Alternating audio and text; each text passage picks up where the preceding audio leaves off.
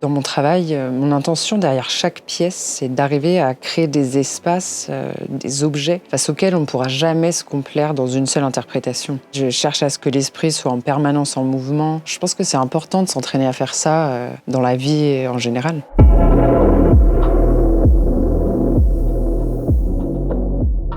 Je m'appelle Lux Miranda, je suis artiste et je fais principalement de la tapisserie, de la sculpture et aussi de la poésie. Le dessin, c'est vraiment la base de toutes les pièces que je fais. Pour moi, c'est un moment précieux dans ma pratique, parce que c'est la partie la plus douce, en fait. Pour moi, c'est une pratique de méditation, mais pas avec l'idée d'une quête de bien-être. C'est même plutôt l'inverse, en fait. C'est une observation de l'esprit, donc des pensées incessantes, mais à travers laquelle j'essaye pas de rentrer dans des interprétations ou des histoires conceptuelles. En fait, c'est constater l'espèce de cartoon que tu as dans l'esprit. C'est plutôt horrible, en fait, c'est presque insupportable.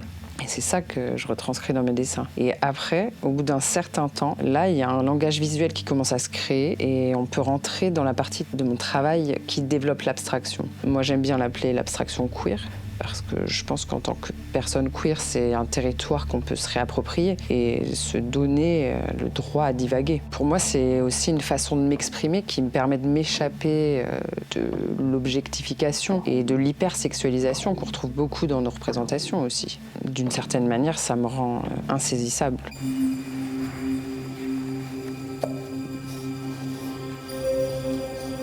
La première raison pour laquelle j'ai voulu faire de la tapisserie, c'est parce que ça donnait une nouvelle matérialité en fait à mes dessins. Parce que déjà, ça les inscrivait dans l'espace. La tapisserie, il y a quelque chose de réconfortant parce que tu te dis que c'est un objet du quotidien. Et puis, il y a le matériau, évidemment. La laine, ça te rassure, tu vois, c'est fait pour. Et ça a une façon comme ça d'absorber la lumière et les sons. Enfin, ça a quelque chose de réconfortant dans ce sens-là. Et ces dernières années, là, je me suis rendu compte quand même que malgré tout, l'art textile, c'est encore vraiment catégorisé comme art mineur, féminin, mais avec toute la misogynie qu'on peut y mettre. Ça fait plusieurs années déjà que je voulais intégrer du métal dans mon travail. Déjà parce que je trouve que c'est un matériau qui est fascinant. Il y a quelque chose de sévère dans le métal, il y a une froideur aussi qui m'intéresse. Pour moi, c'était une bonne manière de questionner cette espèce de familiarité qu'on se permet avec l'art textile. Et les choses sont plutôt bien faites parce que mon atelier est dans une métallerie. Donc j'ai commencé à récupérer des chutes de chantier, à tester des choses. J'ai trouvé un poste de découpe plasma. Donc c'est un outil qui est un peu effrayant au départ, mais en fait, j'ai trouvé que le rendu était trop génial pour me laisser impressionner par la peur.